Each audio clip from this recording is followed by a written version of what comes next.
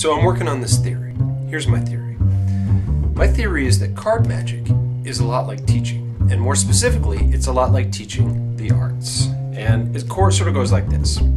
If you look at this, this is a nondescript box, very boxily shaped, much like perhaps, let's say, a school or even a school system. Because inside this box, there are many different components, many different pieces, all working together to be this deck of cards. Now each card could represent a different aspect of the school system or of a school. So for instance, we might have the administration, we might have the staff committee, we might have the custodial staff, we might have the support staff, we might have the teaching staff, we might have the finance committee, we might have the district committee, we might have all these things, math department, English department, social department, all these things working together. There are many of them. Now, teachers of the arts instinctively know that there is one card in this deck which is more important than any other card. And that is, of course, the card that represents the students, because our curriculum is so tied in with students.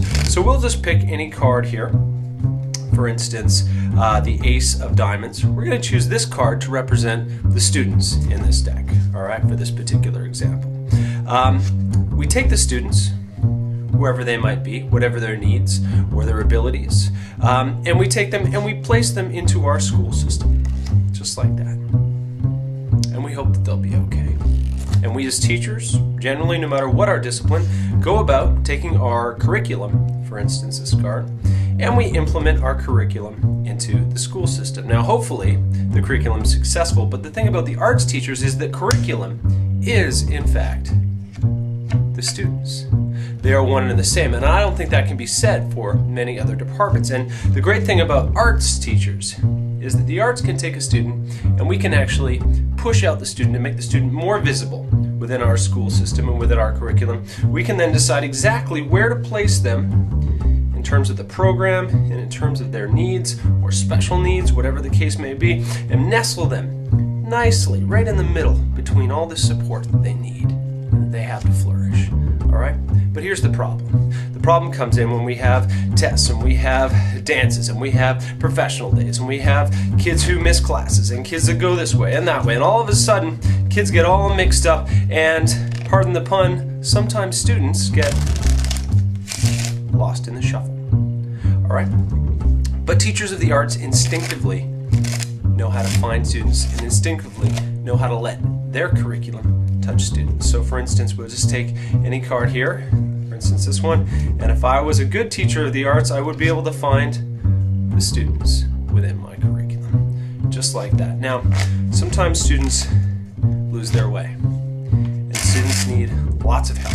And that's okay, but we're always really busy. We have budgets that we're worrying about. We're always dealing with parents and administration and all these things that we have to worry about as teachers.